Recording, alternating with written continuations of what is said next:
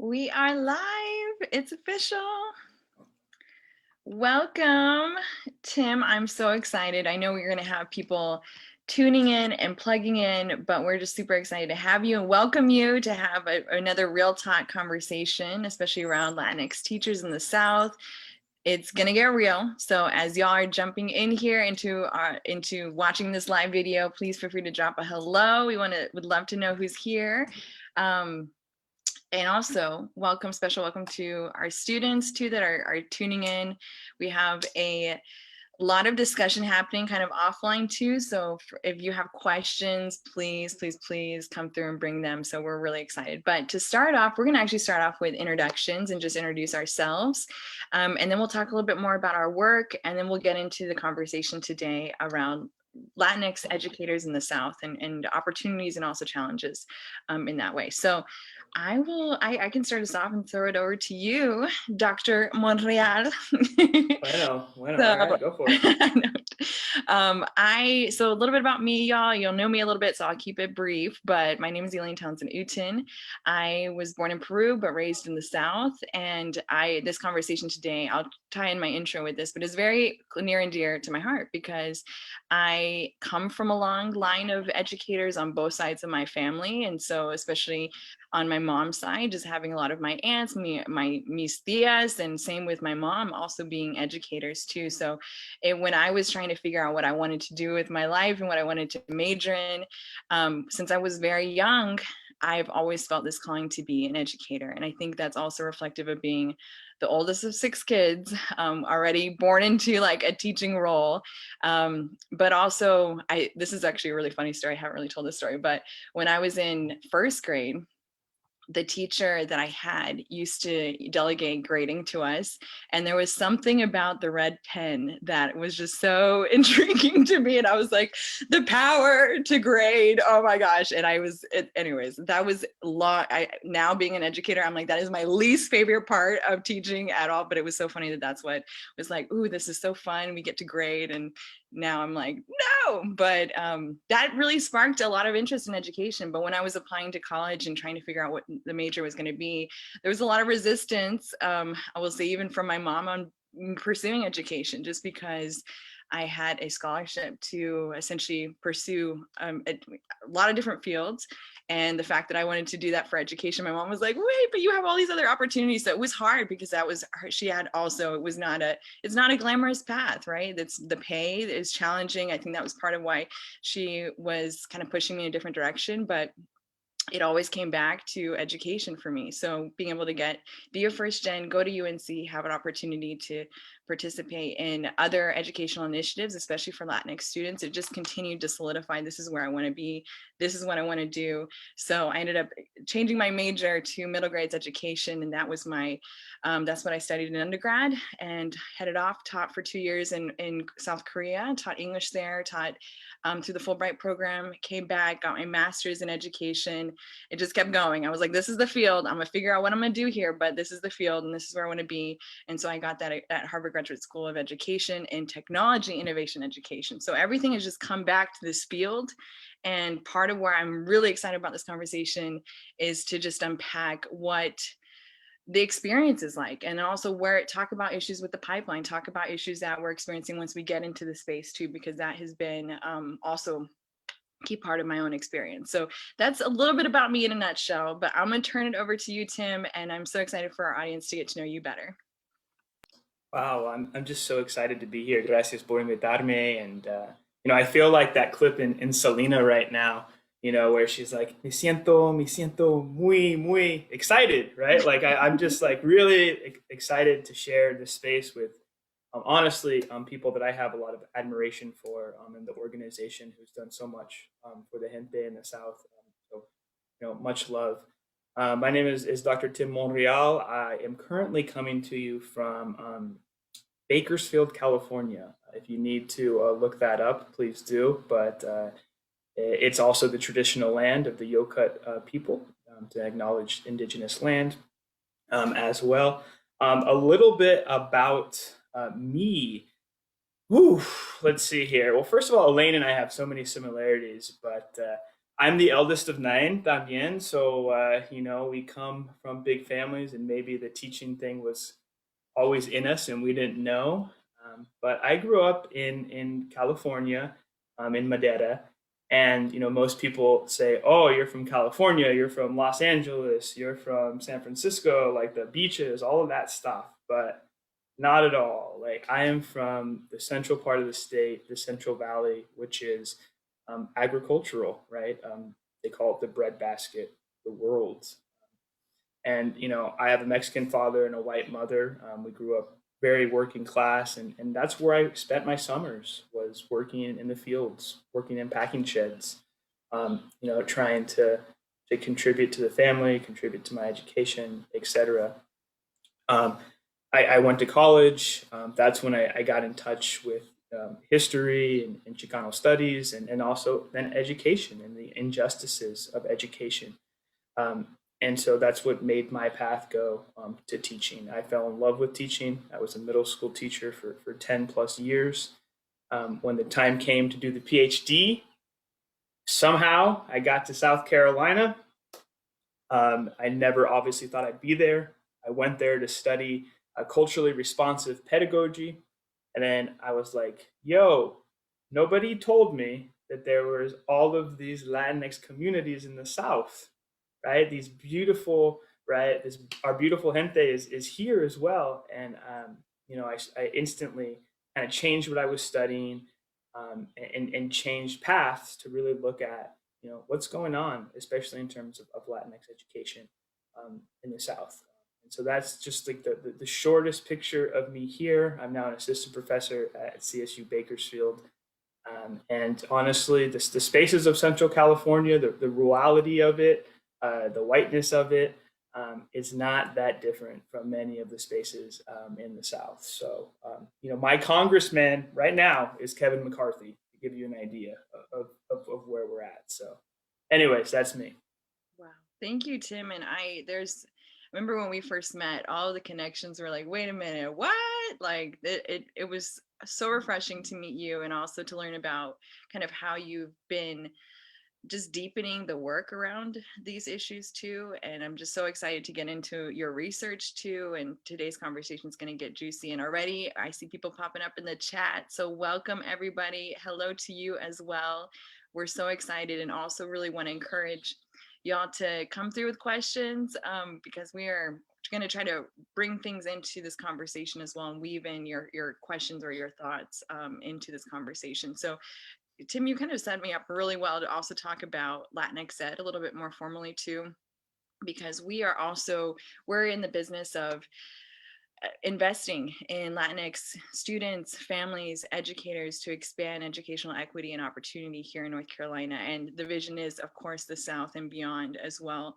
And part of this has been really interrogating what that means and what that looks like. And for a lot of us, it's been a really important part of our own journey to have this space where we get to connect with each other and also help us further our own understanding of who we are and our identity and our history and getting closer to that. So whether that's through an avenue like a podcast like Nuestro South, in case I think we have a co-host up in the chat. So, it's a really great opportunity to connect with essentially Latinx history in the South, especially the visibility is not always there. And the idea that we're just, still new to this area is not true.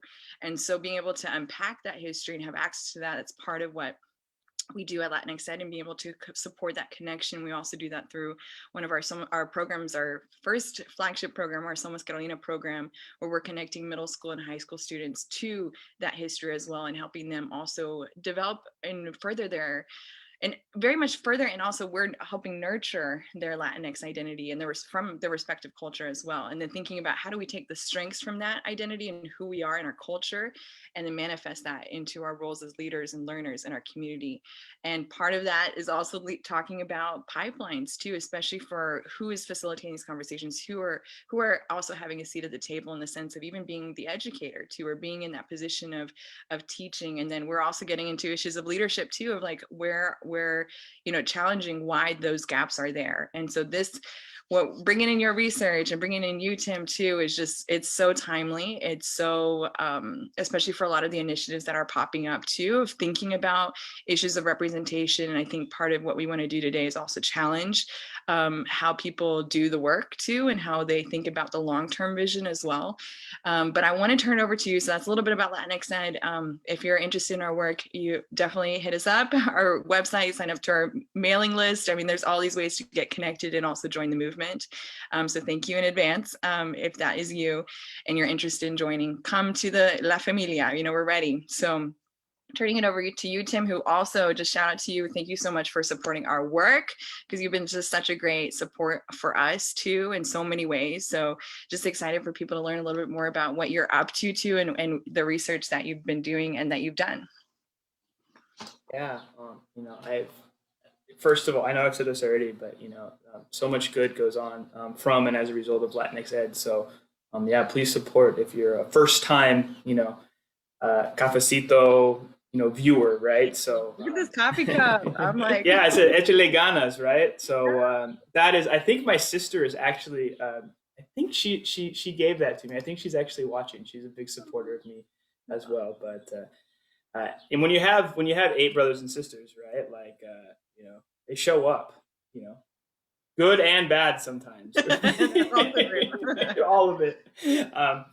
But anyways, yeah. So great work that y'all do, and one of the things I'm most excited about is, you know, a lot of my work is done in South Carolina, or has been done in South Carolina, and we need these types of programs in that state. And I know that I've been able to put some people in contact with Elaine and Jose and others to make sure that we start that process in South Carolina as well, which, you know, is part of my research. But my main research focused, a lot of it was from my own classroom experience teaching in South Carolina. I was a middle school teacher. I had to, I was not a funded PhD. I have, you know, two little girls and a partner. And, you know, we had to make sure that we put money and food on the table as I was getting my PhD. So I was a teacher. And, you know, I realized right away, you know, that there were so few Latinx teachers around me, right? But then also outside of just numbers, right? The kind of frames of references and the knowledges that were being told about Latinx people and teachers was just so painful, honestly, to hear, right? Like this one story I tell, you know, is of this kid, and he was a white kid, but he was a great kid. I really enjoyed him in my class, and you know, but you know, one day, and this is probably after been teaching him for like 2 months, he goes, wait, Mr. M, Mr. M, you just said that you're Mexican, right? And I was like, yeah, you know, I have a Mexican flag in the room. Like, this is not a big, you know, surprise. He goes, does that mean that like you can be here teaching us? Like, are you legal? Right? And that was just a frame of reference that, you know, a lot of students have about Latinx individuals. And so, you know, but anyways, long story short, like all of these things, when I was teaching in the schools and doing work and doing different advocacy work in South Carolina, made me realize that like there's not a lot of research being done on the experiences of Latinx teachers across the South. And as you said, Elaine, this is not new, right? I no longer use the word new Latinx South because I feel like it perpetuates this idea of like a forever future, right? That's like never going to come to pass when, you know, like there's been Latinx communities for 40, 50 years. You know, Paul Quadros was on as well, and he problematized that history as well, which was great for on another cafecito. But, you know, so my dissertation research looked at, I had conversations, I had interviews, we did things called photo voice and eco mapping with 25 Latinx K through 12 teachers in South Carolina. And so right now, a lot of my work is looking at that massive amount of data, right? Really trying to ground all of my publications, all of my writing in the stories of those teachers, learning from them, and then hopefully creating, right, more sustainable, more substantive environments for our Latinx teachers, right? So just like you said, it's not just about recruiting, which I'm going to share some numbers. It's important, the numbers, but it's also about retaining and creating spaces where Latinx teachers can really bring them their full selves, their knowledges, right, their familial histories, like all of that stuff to the table, Mm, in pursuit of getting better education for our youth. absolutely. It's that long-term vision too. It's and in many ways I feel like the short term or the short term goals of getting folks into the pipeline and into these spaces is, and we were talking about this a little bit before the call, it's very much relevant, but not seeing the big picture, not seeing the long term and the ways that we need to really be thinking about the experience as well, and also the retention, all those things you're talking about. That's what this conversation is about today, y'all, and getting into all of those different pieces. And we'll be talking about barriers, we'll be talking about opportunities for access. We'll be talking about the challenges. We'll be talking about the opportunity. And so, in the questions that we prepared for today, that's kind of the flow of this conversation. So, we wanted to start off with data and talking a little bit more about what specifically how many Latinx educators are making up the teaching population in the South compared to other ethnic groups. I think that's one area to start. But if you have other pieces of data to uplift, come through. Yeah, for sure. So I think in the chat, we just posted a nice kind of infographic tool that was done by the folks at the Urban Institute in terms of just like what are the just the percentages of all different racial ethnic groups, both as students and then what is their representation um, to to teachers, but pretty consistently across the South. And I'll actually post some more stuff in the chat. But Latinx teachers make up between 1% to 2% of all teachers, which there's even more to unpack there, and I will. But we start looking at the number of Latinx students. So in North Carolina, right, it's pretty much 20% of all public school students in North Carolina, right, are Latinx. Where if you go into like a district like Charlotte Mecklenburg, that's over a quarter of all students. And then the fact that there's only 1% to 2%, right, Latinx teachers, like that's more than a problem. In South Carolina, those numbers, it's about 11% we're up to now, Latinx students. Once again, 1%. Georgia is a little bit higher with its numbers, might get to 3% in terms of Latinx teachers. But those numbers of the students themselves are about 20%. And so, like, the raw numbers are not just an issue, right? But when you think about the population demographic of Latinx or Latinx in the South, it's a really young population, right? So just in like 2004 or five, I think in South Carolina, like 3% of all public school students were Latinx. Now it's 11% in 15 years, but that number of teachers is staying the same, right? And so if we're looking at, growing populations and a workforce that's staying the same, the gap's only going to get bigger.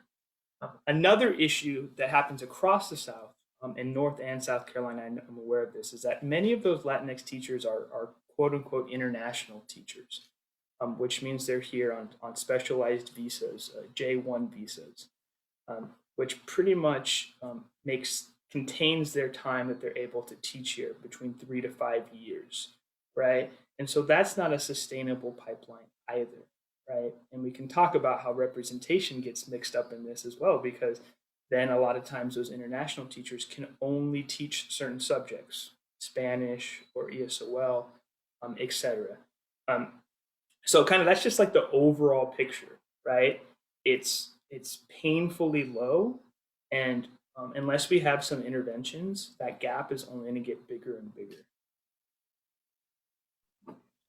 Thank you for framing all of that. I even see in the chat here, I think Pat's even naming, can we get more Latina teachers that teach more than just Latina studies, like you were bringing into that. And then also, I was just thinking about, I guess to back up a little bit, what you're talking about with international teachers too. My mother currently is a middle school Spanish teacher in particular now too, and there's been this different curriculum push towards essentially dual language, but with the part of her frustration, this might take us off a little bit of a tangent, but it was real to hear her experience, and she's based in Union County right now, and so in North Carolina in particular. But the expectations from her as a native Spanish speaker who does teach Spanish to then be able to teach like dual language immersion programs, which are very different. And you have different trainings that also go with them. And we're seeing international teachers coming in and being trained to do the dual language teaching. But because she is a native Spanish teacher, she was getting assigned those classes, not having that credentialing to do that and being like, wait a minute, this is not what I was, licensed to do. But just because of who she is and what she, that she can speak Spanish, even though those types of instructions are very different. And so anyways, just throwing that out there. No, this is so important because it's a form of exploited labor is what it is, right? There's this wonderful teacher in my study, and she said it. She's like, I want to do so much for my community. I want to do so much for all my students, but se aprovecha. Like I feel like I'm being taken advantage of, right? And the Spanish thing is really important because, like, for your mom's example, right? It's not just that they are Spanish teachers or that we are Spanish teachers, but you talk about, and my participants talked about this. You're in a different part of the school, usually, often by yourself, not integrated with the rest of the school, right? Your schedules are different. So and a lot of times your classes are seen as electives, right? And on top of that, there's this idea that all we can teach is Spanish, right? Like, and I have some, which many of us want to, and many of us do a great job of it, and we should. But like, there was another teacher who her whole life, she grew up in South Carolina. She'd been trained to be a second grade teacher, right? And she went to go do interviews, and they said, well, I know you want to be a second grade teacher, but what we really need is an ESOL teacher. And she's like, I don't want to be an ESOL teacher. I'm going to use my language skills for the benefit of my students, but I want to be a second grade teacher, right? So these are how kind of categories of knowledges get reproduced too, right, about us and what we can do. I'm like, I feel like question 3 is about to go deep into this one. I am sorry, I get passionate about this stuff, and like I need to like. No. So if you're like, hey, calmate, like if you're like, never. Just cool down, I'm good. Never, first of all, but second of all, I'm taking a step back and thinking about the pipeline and thinking about entry too, because I think I remember being in middle grades and studying middle grades and essentially being coded as ESL automatically was part of that experience. And so even as like a student in that space, and that wasn't my experience just because of my own journey, right? And I think it's coming back to just the monolithic narratives that are out here around our community where we're all one, have one experience, one and journey, and one path, and that's not true. And so when I get into conversations around serving Latinx populations, automatically people are hearing, especially in spaces of education and fields and literal like schools of education, start to be like, oh yeah, ESL students, and they go automatically that path. And then it's completely, I'm like, we're shifting conversations a little bit because I see what you're trying to do there, but like I'm talking about something a little different too and a little bit more nuanced here. And it's frustrating, but I think that was part of my journey going through the pipeline. So the question that we have here around entry and access was, which barriers to entry and access have you identified through your research regarding increasing Latinx teacher representation? And I just think about that one. For me, it was just feeling even in programs like that part of my identity was something I had to kind of check outside the room in many scenarios and many classes and many conversations because of not being able to connect with other people around that, or they would start talking about the things that I wasn't talking about. It was really hard to connect. And I made it through and I got to the position I'm in now, but not for, not because of that. So if you don't mind elaborating on those pieces.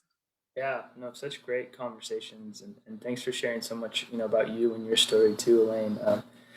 But I mean, I think the first place to start at is like, as we use these pipeline metaphors, but way back at the beginning, right? Like a lot of researchers have identified this. Sofia Rodriguez, who's my mentor, she's now at University of Maryland, but who's done amazing work, especially with undocumented students in the South. She said that for Latinx and undocumented and for immigrants in the South, right, that they live in spaces of miseducation, right? They have been miseducated.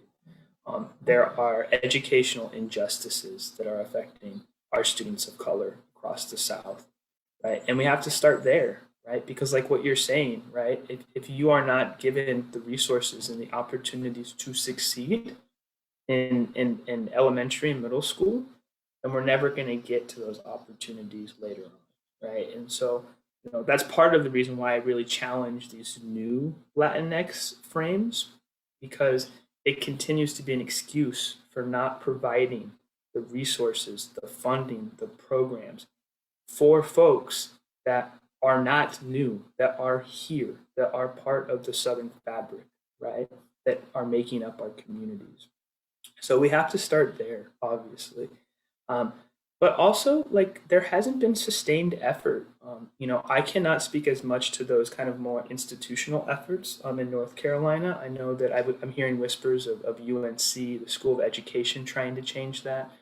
But there have not been efforts at the governmental level to recruit more Latinx teachers. To give you an example, some of my research, in South Carolina we have a teaching shortage, right, as many places across the country, and so the Department of Ed, puts on advertisements, to try and recruit teachers. Well, it's something as simple as, where are those advertisements? They were playing on country music stations and hip hop stations, right? Like, okay, like, not saying that those aren't sonat, like I like a good country song every once in a while too, but hey, right? And so just thinking about those recruitment, those institutionalized norms to recruit more folks is another thing. But we can also then, as a third piece that I'll get to, credentialing is hard, it's expensive. There are issues in terms of documentation and getting professional licensures all across the South, right? So in South Carolina, if you're undocumented or a dreamer, you can't not get a professional license to become a teacher, right? We know that there's issues in terms of access and financial aid for our Latinx students as well, right? And so that's a piece too, like policy wise, that we could address if we wanted more teachers. So, those are just some of the kind of like the bigger systemic issues, in my opinion, that are preventing more students from becoming teachers. Um, but there's more. There's more that I could list for sure. And I think that the fact that people like Elaine, the fact that these teachers are in classroom is just a testament to our comunidades, that they're overcoming these things and that they are still showing up for their communities and their classrooms, in spite of these obstacles. Totally. I mean, just recapping here, I'm taking notes. I always take notes now because I'm like, this is so much stuff that I want to remember too, and it's gotten my wheels turning. The piece about miseducation, I feel like that is the example kind of I shared right before, of just feeling like people don't understand that even the nuances of race, ethnicity, nationality, and that even in of itself has been really hard to have conversations where we're on the same page and we're talking about the same thing. So part of that is definitely reflective in there.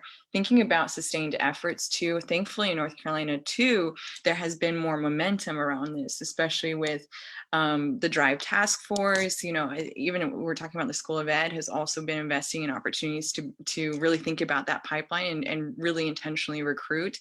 And where I want to take us into this next conversation too is that's part of it, right? And part of thinking about how do we get people in. I even in those conversations too, there's a lot that needs to change, right? When it comes to just the field in and of itself. I mean, I remember hearing one person talk about at one of the conferences I was at, how he feels sometimes guilty or has a hard time recruiting people into the field because he knows that they're not going to get paid what they deserve. They're not going to get, the different types of supports that he would want for them.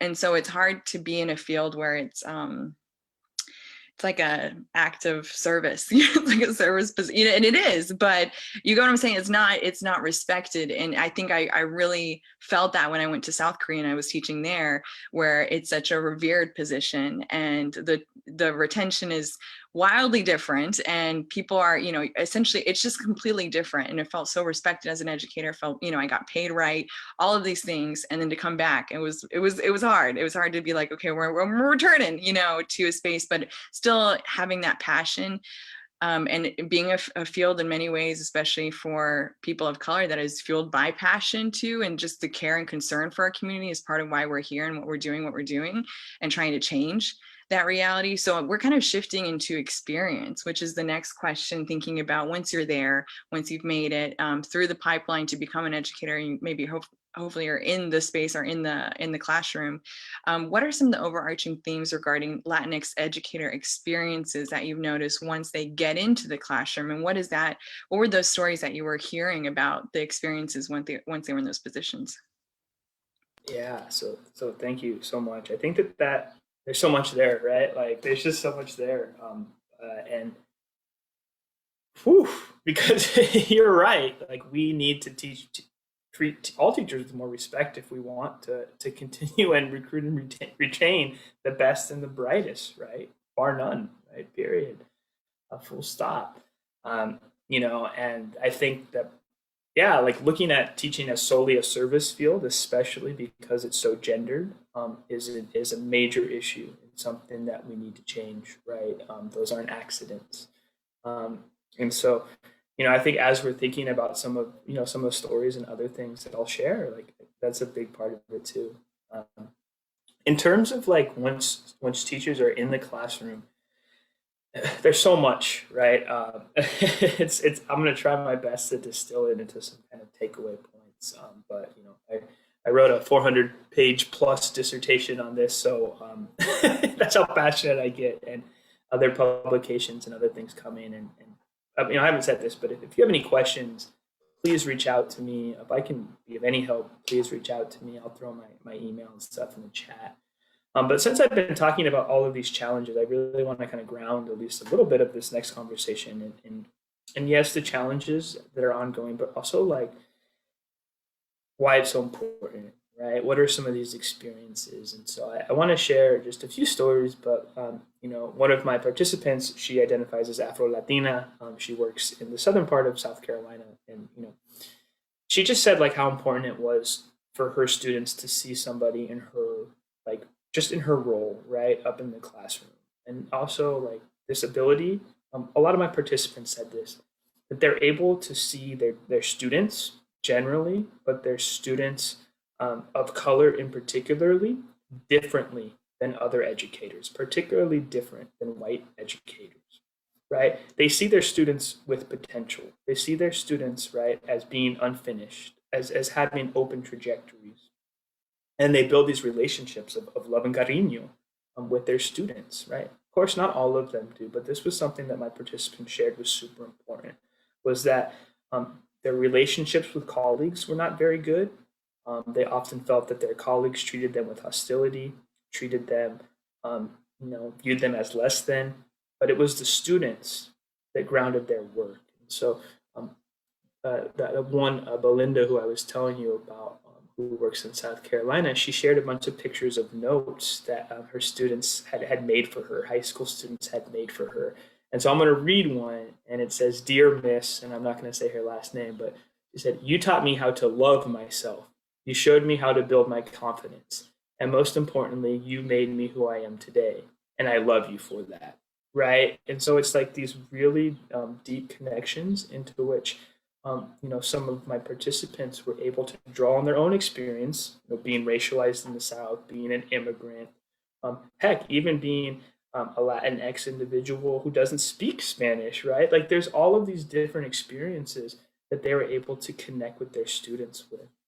Um, Another story that I want to share from Amara, who's actually a really, really good friend of mine. She works in the middle part of South Carolina. And she shared me this picture of hugging a student at graduation, and she was saying like, I was going to make sure that this student got to the stage in the end, right? Whereas other teachers had said like, he's been suspended, or he shouldn't be here. I tutored him every day after school, right? We had meals right after school to make sure that he could walk across that stage, right? And so, I just the experiences are really tough, and we can talk more about those because there's so many that are very, very difficult. But I also want to say that what teachers often do is they're really relying on their own experiences, particularly growing up wherever they grew up, particular about navigating the South, to build these spaces of, I say, this love and cariño for their students, particularly their students of color. And that's what drives them and continues to keep them teaching. Anyways, that's, I want to, we can jump off from there, but I want to, like, put that in there first.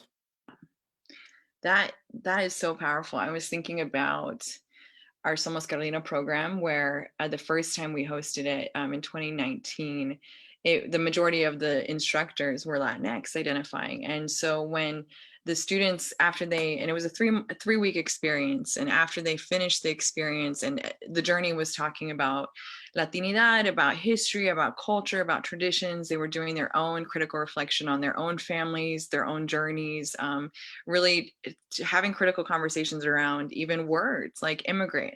What does that mean? How is that, how have you received others' perception of that, and what do you think about that? And just having critical conversations around those topics and around learning. And I mean, I could talk about this forever too, because it was such a powerful experience just to have that opportunity to talk with middle school students about their own learning environments and what they're seeing and what they think are the things that they love and the things that frustrate them, and just hearing their voice, and hearing what they have to say.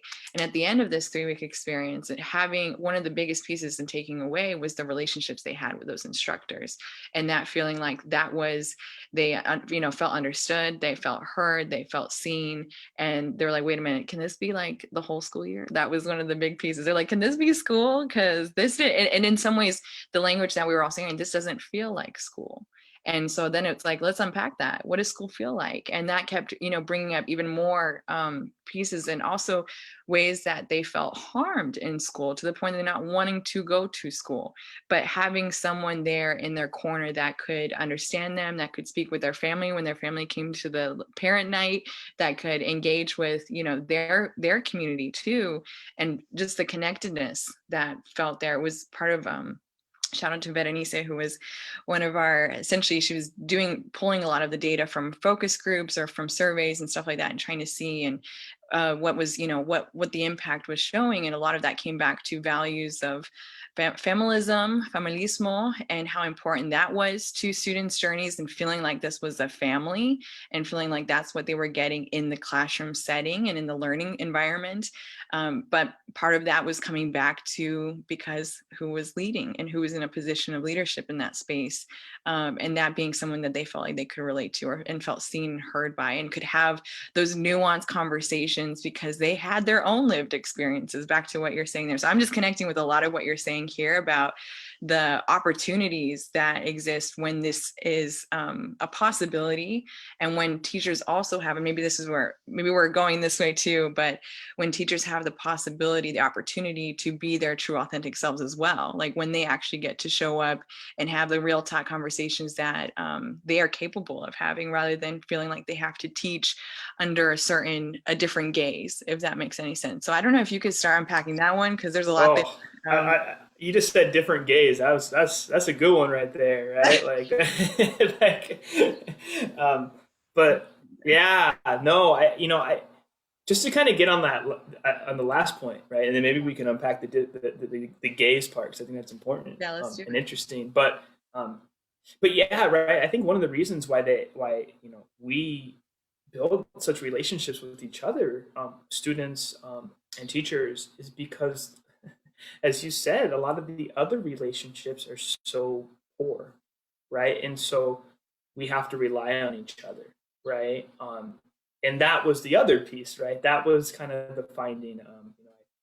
I just wrote a paper that's under review right now, but just how um, teachers called these spaces that they're schools hostile spaces, and that in schools were actually harder to navigate than they're outside of schools, right? And so we hear so much about the South, being these racist spaces with these restrictive laws and all of these other things. But a lot of my teachers said, like, you know what? Like, I have the support of my family, I have the support of my community outside of school. We can make do. But when I get into schools, it's just me, right? It's just me. And that's how a lot of our students, I would suggest, feel as well, right? Like, that these spaces are very, very hard to navigate. They're racialized spaces. They're spaces of white supremacy, and so they rely on each other, right, to kind of get through. And just some other examples that came across. Like what does that mean when spaces are hostile, right? It means like if you're an international teacher and you've been teaching for 10 or 15 years in another country, but you come to a staff meeting, right? And your colleagues are saying, well, what you do in other places doesn't count. It's not the same as here. Like you're not valuing the knowledge, right, of our teachers, right? What does it mean when you're teaching in a room by yourself, right, at the end of a hall, right? What does that mean? That's a hostile space, right? What does it mean if you're continually asked, hey, to be on diversity committees or put on additional programming, right? But then you're not allowed to talk about race, right? Those are hostile spaces, right? What does it mean when you are hearing our students talked about in deficit frames over and over and over again, right? Those are hostile spaces, right? And so, just like we've always done, right? I feel like relationships are a way to get through, to survive, right? And to make do at what's at hand. And how we operate. And sometimes, and we'll talk about this a little bit later, right? We use resquache, right? We turn around some of those gazes. We turn around some of those situations. We reappropriate them and we use them to the benefit of our students. Oof, felt all of that. It is, I don't know why the word that came to mind when I was hearing what you were sharing about and defining hostile spaces was gaslighting, and just feeling like the going through the phase where you're like, this is normal, like, is this everybody else see what I'm saying? Like, it's just like trying to, like, it's like questioning yourself, like, is this my reality? Like, is this what's actually happening? And when you're able to really name it, and when you're starting to see the patterns. But also, we've been talking a lot about imposter syndrome this season, and in general in life, it's constant conversation. But when we start to also put the onus of what's happening, and I think imposter syndrome is where this is like this internal struggle with what's happening and thinking like, this is just in my head or this is just in my mind. But then you're seeing like, oh, wait a minute, this is the way the system's actually working. This is the way the system is setting up different spaces to feel hostile. And that's that piece where we're shifting, or we get to shift from imposter syndrome to imposter training, to be like, this is how I'm being trained right now to feel in these spaces. And so that, anyways, there's just resonating a lot with what you were saying there, because Yeah, that this is how I've been trained to know myself, right? To like, yeah, that's other things I think about. Absolutely. There's so many good comments in the chat too, and I'm like, no, and you're better at this than I am for sure. Oh my goodness. No, I'm just, there's so many juicy things here. And the one that just popped up, Kayla sharing that it almost feels like the world is against you, like that feeling.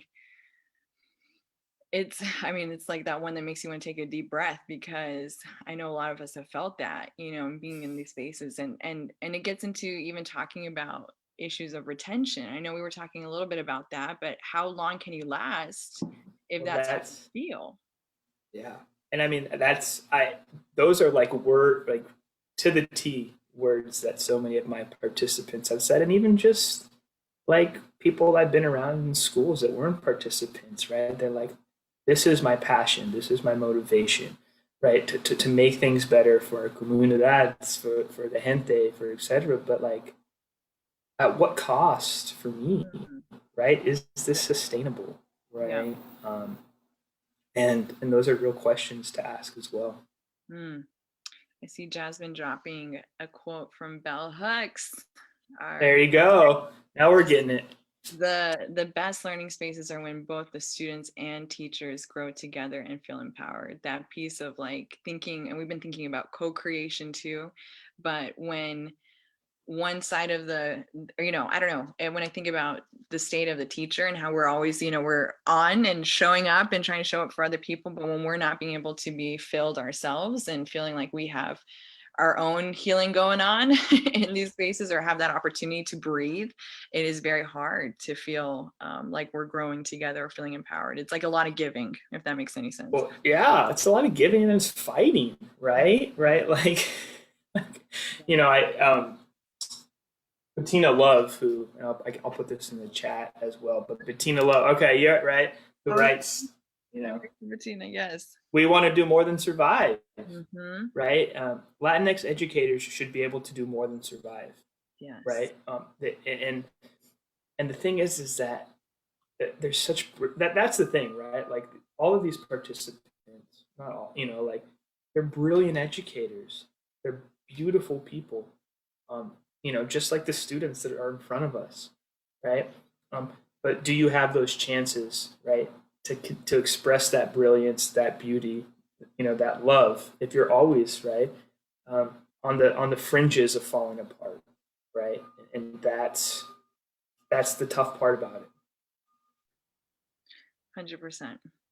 I'm seeing a comment. I think Isabel is thinking about what we're talking about with hostile environments and in some ways feeling pushed out of a job too, and feeling like I can't sustain this because of I've even had friends who've not been able to support but to sustain it because of mental health, or just feeling like this is not how I need to be protecting myself right now. I don't feel like I'm preserving myself. We've been talking about also this piece around deficit based thinking or framing, and also asset based thinking and framing. And so I'm trying to connect all of this because in the struggle, we've also found so much resilience, and we've already been talking about that, and we've been talking about how in some ways I think about my own journey, but for me that's very much inspired by who I come from and my parents, my grandparents, like just seeing their journey, and thinking about what they've had to go through. It just gives me that motivation that's like, this too shall pass in some ways, and that helps me keep going in many ways. But I think what part of your work and talking about resquache, which was my first time hearing that word too, because I was doing a little deeper dive, and it's coming from more Mexican Chicano kind of dialects here. So that's why I was like, okay, I felt like I was like, I've never heard this word, but it's probably because I'm Peruvian. But I was doing a deeper dive, and it was really interesting. I was actually talking to my mom a little bit about it yesterday, and just how for me, it's also an example of shifting from deficit to asset based thinking, or to that lens, and how we talk about those concepts. Because, and I was sharing with my mom, we were just trying to unpack it together and what it meant or what it could mean. And the very simple example that came up was like us reusing containers for food for other food, where some might all the time, yeah. Where you pull out the butter container, the butter, something else in there, like that is, and that I was like, that's it. But look at it. And my mom we're just talking about it, because I think also we've also felt a lot of shame around doing those things. I remember having friends come over, open the fridge, and being like, what? That's weird. Or like just making comments about it. And I was like, what? That's us repurposing. That's us recycling. But at that time, I didn't really have that language. exactly. And so now I think about it and I'm like, wow, we are so freaking creative, like, and also, resourceful. And I think about just the generations of the cycle of poverty that's also been a part of my family's, history, and how devastating it is. And at the same time, the complexity that's there, that they were so resourceful and thinking about ways to create their own shoes. I'm like, it's all these things that I'm like, it's something that I am in wonder of and in awe of.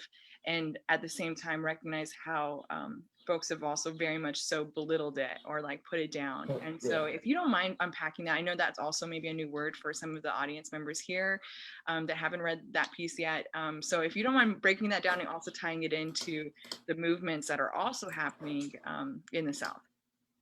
Yeah, for sure. And I'll put an open access article that and I actually have written a couple things about Risquache, but I saw a comment in the chat, and so I'm going to try and tie our discussion of Risquache into the chat as well about, I think it was Sophie who was talking about this beloved Spanish teacher at her school and how he just got asked to be part of this diversity and inclusion committee, right?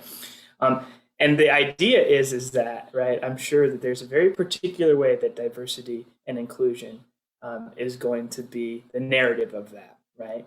And so when we talk about Risquache, I think it's an opportunity for us to disrupt some of those narratives, right? By actually, right, showcasing, right, the creativity and who we are as a people. But in terms of, I'm going to tell you a quick story first, and if my sister is still on the call, she'll laugh about this. But I'm the oldest of nine, and my parents just tried to scrap together whatever they could to get us through school, even Catholic school, right?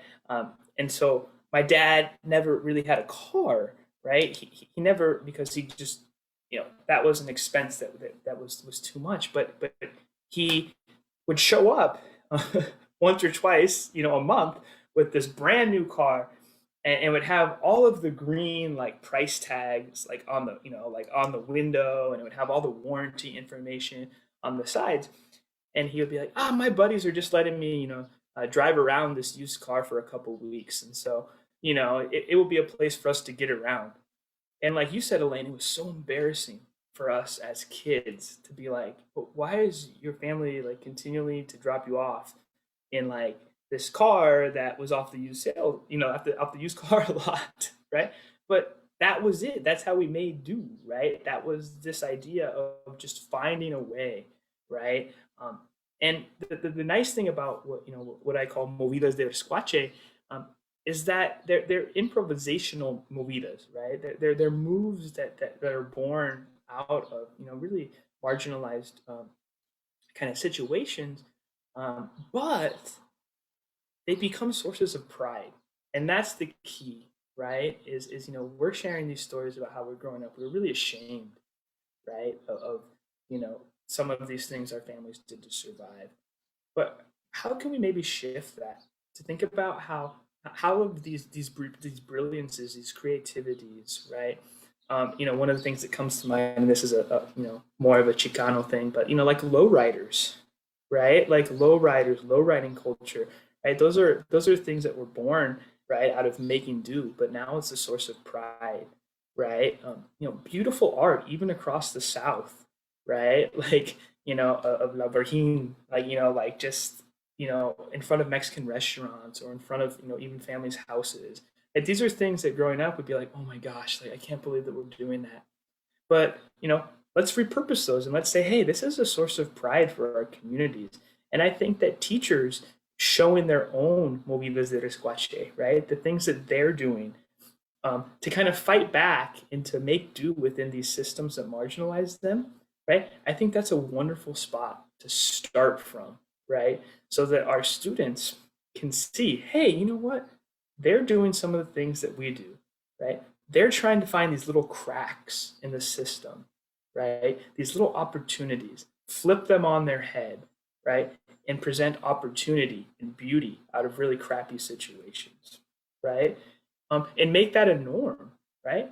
And furthermore, right, because we're talking about really particular types of diversity and inclusion, right? If instead we foregrounded these types of representation, right? What might that mean? That might make us, we'd have to confront issues, right, of race. We would have to confront, right, issues of poverty. We would have to confront, right, cycles of miseducation, right? Because, right, you're seeing these material conditions as well, right? And so, part of my work is just how do we play around with some of these things that were once sources of shame, turn them into sources of pride, but also then serve as models to make change. Mm, mm, mm. It's so powerful, and I think that's even when you're in it too. And I'm we've been having some juicy cafecitos too lately, thinking about generational trauma and I mean heavy stuff, like nothing for the faint of heart. And part of what I think about with resquache and thinking about the flipping of its head, part of what, even talking to my mom yesterday, we were just talking about it, and part of me was like, how resilient are we? And it like almost took her off guard a little bit, because she was like, but that was the stuff that people made fun of, and that's the stuff that we don't want to be. And I'm like, but let's pause, let's think about it. It was almost like I had this moment to just talk with her about, and also in that moment tell her how much I admired her. And Yeah. I don't think she, unfortunately, we don't get that opportunity all the time to Yeah. do that, but especially societally, that's not the messages we're receiving. That's not the dominant narrative.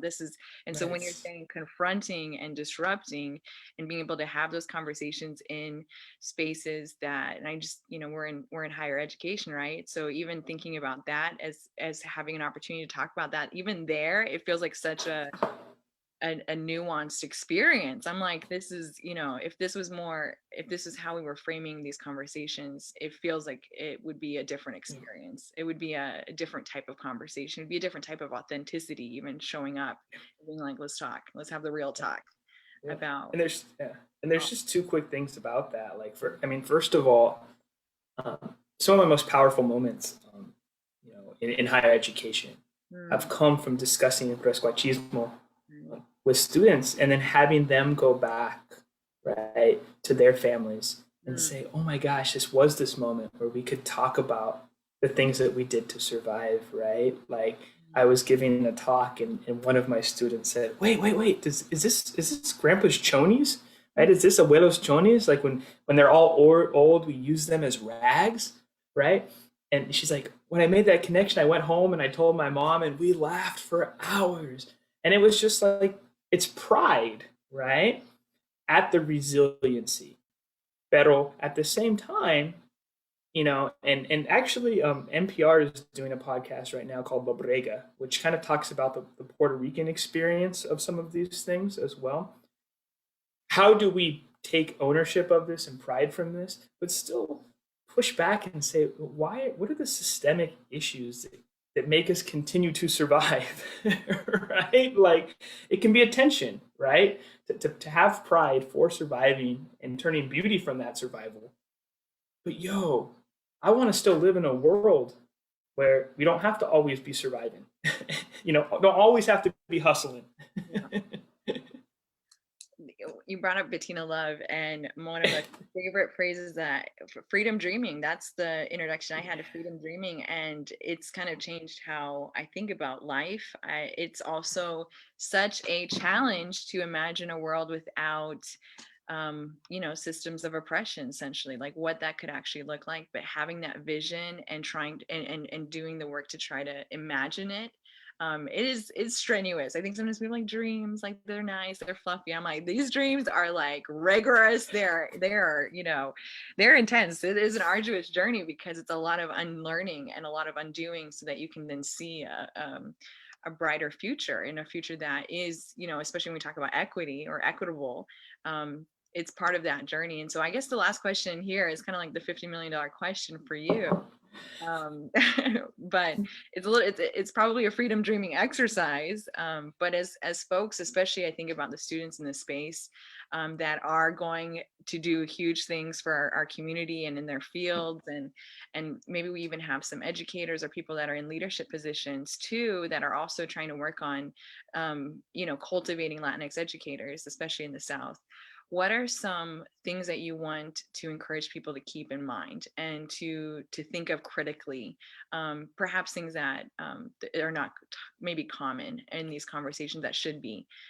Just wanted to kind of, I know we're coming up on time, so maybe wanted to kind of like end Yeah. on that note of like where we can all collectively disrupt together, because one person doing it is not enough. This is a whole system we're up against. So how do we collectively have certain mindsets or have certain practices or ready to go, and what could that look like? So $50 million Yeah. question. Freedom No, it's dreaming. fine. And just in closing, I just want to give once again shout outs to your program, because I think you are in many ways an exemplar of some of the things that we can do. And I know, from conversations with you and Jose and others, that you are really thinking about how you can take some of the work that you've done and then apply that to the pipeline issues and things like that. So I think that's a great place to start. And I see some of your alum, right? I follow them on Twitter and all these other things.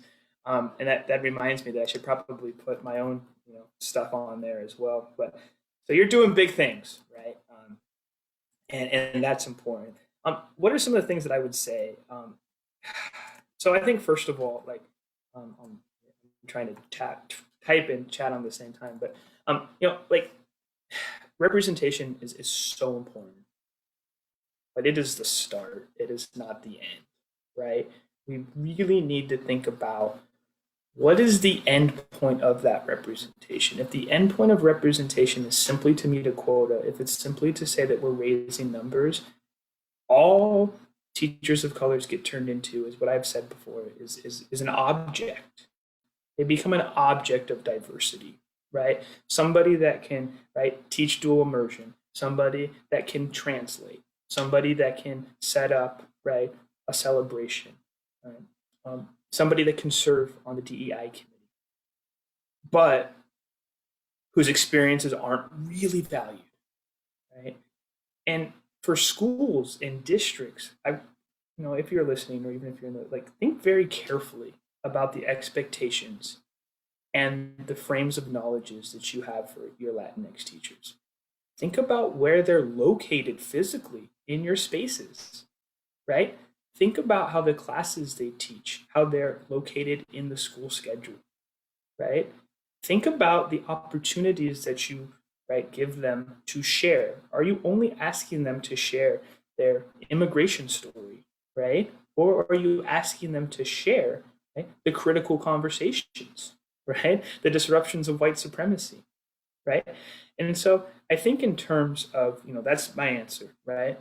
Is if we really care about changing the game for Latinx educators and really all educators of color, right? Representation should only be a window into critical conversations, should be a window into seeing our teachers of colors as active agents of change, right?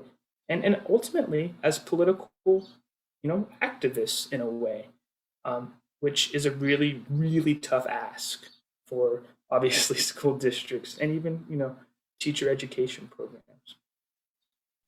Whew. So I hope we have notes out here as well, because oh my gosh, what you were saying about being an object, I think about the dehumanization of that and what that actually is doing. Like if we get on the real about that, and that piece, we were talking about this also a little bit before the call, but for me has also been able to see it distinguished as how we're being relational versus how we're being transactional. And that transaction of like, what can you give me, what can you do for me, how can we blast your work out to make us look good, that's transactional. That's something, that's, you're asking for something, you're exchanging something, like that is like give me and receive. And in many ways there's a lot of roots there that we can trace into capitalism too, and how that's been really embedded. Colonialism. We literally interact with each other. And when we think about the relational part, which is thinking about how people feel, it's the stuff that you can't necessarily quantify all the time, or the things that fit so neatly into people's measurements, but it is very important to think about how we're interacting and how we're cherishing each other, how we are seeing and honoring and recognizing the needs of our communities, especially when we're in positions of leadership, which are, I can't remember which conversation we were, maybe it was with Irene, but we were talking about how those leadership positions are not guaranteed, is the word that comes to mind. Like that is a position that is also earned. It's a position that can also go away real quickly. We should have, I think, those systems of accountability part of when we take into that role of like, okay, that, be that role of being a leader, thinking about the relational piece is critical. And I'm like, if as leaders and just being in the leadership development space, if we're only thinking about how we can be transactional, how we can operate and plug people in, and that's, again, there's ways that we can utilize that, not to say that's not going to be play its own part, but if we're not thinking about how we're being relational and considering the needs of our community, it's not gonna fly. Yeah, and amen. And just to that, right? Relationships don't only go one way, right? So it's not just it's so many, right? There's so many relationships Totally. that are going to sustain our work. So I am, and today's like juicy comments. There were just so many really juicy comments. I didn't get a chance. We're talking. I didn't get to process as much. no, I Back through know. the comments. I'm gonna go back through them, unfortunately, after this conversation. But there were so many really deep pieces of storytelling that people were sharing about their experiences, about what Yeah. meaning in Mm-hmm. schools, funny things too, when we were talking about ways that how creative our people are in remixing so little, Yeah. little to no resources to amazing opportunities and even generational cycle breakers for a lot for my family. It's been poverty, you know, just thinking about how my family has really been able to mobilize with so little is remarkable. So there's all these things that I'm seeing in this comment. So I'm gonna have to go back and do a deeper dive because I was like, whoa, I need a moment to really read. Yeah. But thank you to everybody who was here with us in this conversation and dropping and engaging in this. I'm so excited to kind of go back and see what you had to share too, and appreciate especially just you being here, showing up. I feel like that is such a that is such a huge part of it. So just wanted to honor that and thank you all for joining us because we're both real passionate about about Yeah. this. Talk forever. This should be 2 hours or more, but I had two cafes ready to go, right? Like, here we go. so maybe to be continued as we wrap up this call because there's so much more. But if you are, I will just shameless plug for especially folks that are Latinx educators or that are future Latinx educators, and that's the path that you're also trying to take, please connect with us because I feels like back to what Tim was talking about, the community and being able to support each other, like it's essential. So being able to, and that's something that I think we are also very passionate about is just helping each other and being in community with each other and supporting however we can. So if that's you and you're looking for your group and you're looking for your crew, come through. Okay, look at that rhymed. Oh, Yeah, look at that. Mira, mira, mira, look at that. Wow. Yeah, I echo that. I'm just so thankful for the invitation. Anything I can do for any of the folks, the stories were beautiful. They are beautiful. I'm hoping to do some more research too soon, right? As COVID hopefully starts to wind down. Um, and I'm just going to follow your work intently because you're opening up so many doors for the gente in the Carolina. So I'm thankful for that. thank you, Tim, and thank you for everything you're doing. I hope we can steal you back over here eventually. Putting shameless plugs out there, trying to get you back. But thank you again. And again, I can't wait for the next combo. So take care. And everybody else, take care. Have a great rest of your week. And thanks for joining us. Ciao. Thanks. Adios.